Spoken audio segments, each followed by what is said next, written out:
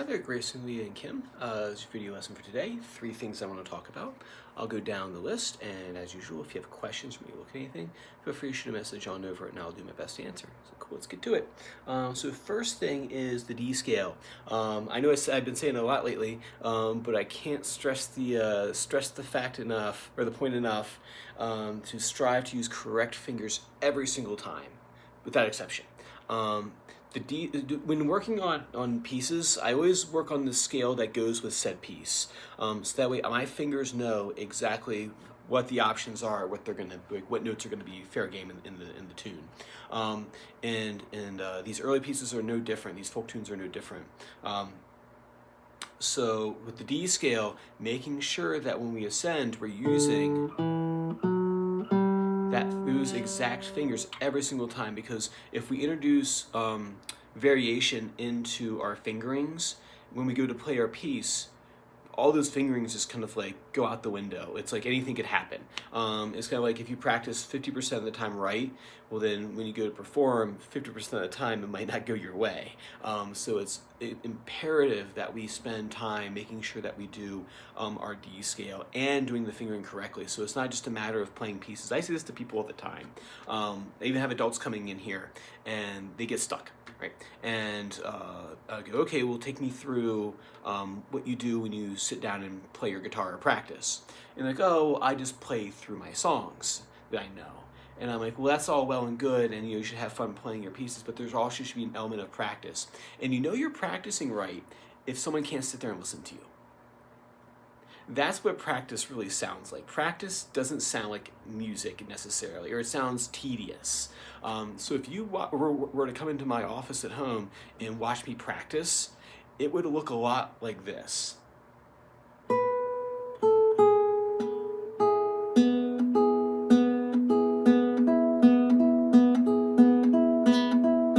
For a passage, that would sound something like this.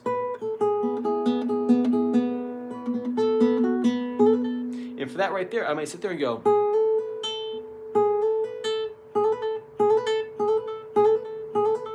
right? So my wife would sit there in the other room and drive her bonkers because I played that passage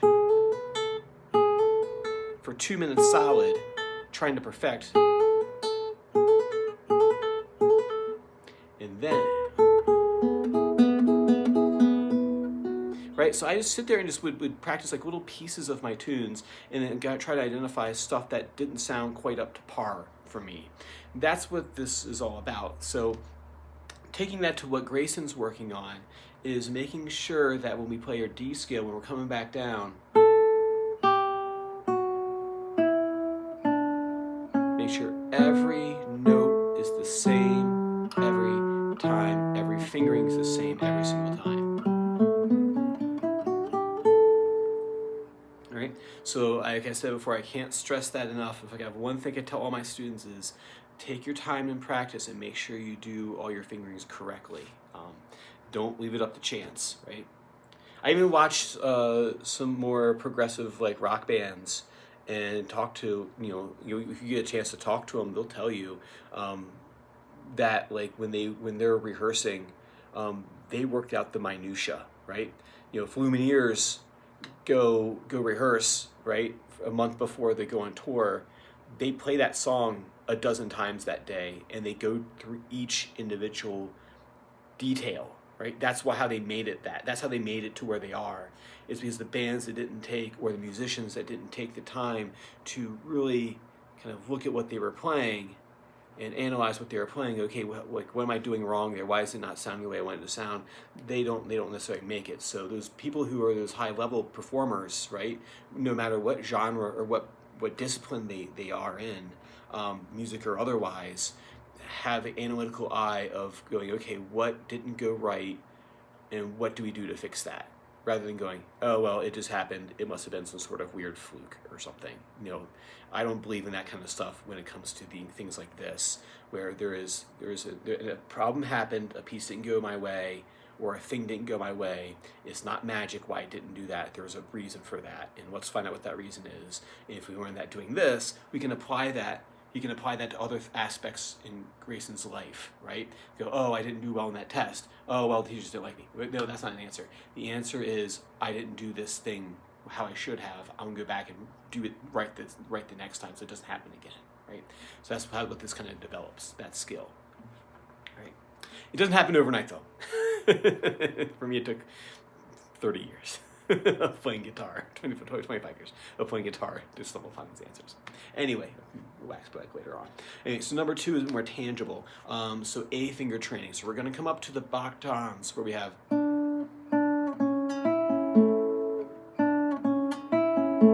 to do that maneuver is kind of tricky, so we're going to prep the right hand for that pattern. First thing is making sure our ring finger, our A finger, is what we call this P, I, M, and A. Right, what I do is I take my thumb, place on the 5th string, keep my index and middle finger kind of hovering. I touch the E string with my ring finger, and I push through with the rest stroke. So I'm not doing this. Right? That's not a thing. That's what it looks like. And then what you're going to do is I call it the Miami pattern. M-I-A-M-I. M-I-A-M-I. What Grayson's going to do, he's going to do M-I. I've written out the string numbers for you here to follow me. So 1, 2, and 3. M-I are on the 2nd string. A is on the 1st. M's on the 2nd. I is on the 3rd. So M-I-A-M-I. I think this is one of the most valuable parts of this book.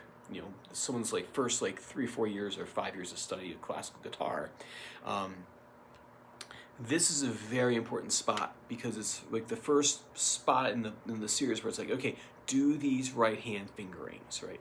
Because as you kind of go along in things, you'll find out, oh my God, AMI is a really good pattern to practice because it pops up throughout the entire series. It takes us to Recuerdos del Alhambra in the 9th book, and that one right there is a challenging piece. I didn't do it this way when I was younger, and I wish I had, because the students who get to this part in the book, they do it effortlessly.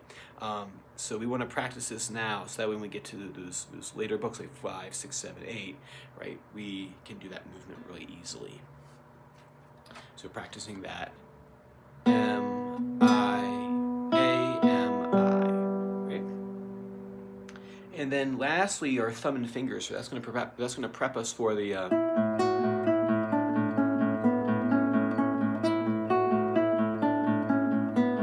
it's going to prep us for the first appearance of counterpoint in the book series and starting like legitimate classical guitar pieces rather than just either classical themes or folk tunes. This is an important thing to practice. So you have I on the 2nd string, thumb, M, thumb. The rest stroke, this right here, this catch right here, is what holds the whole thing together.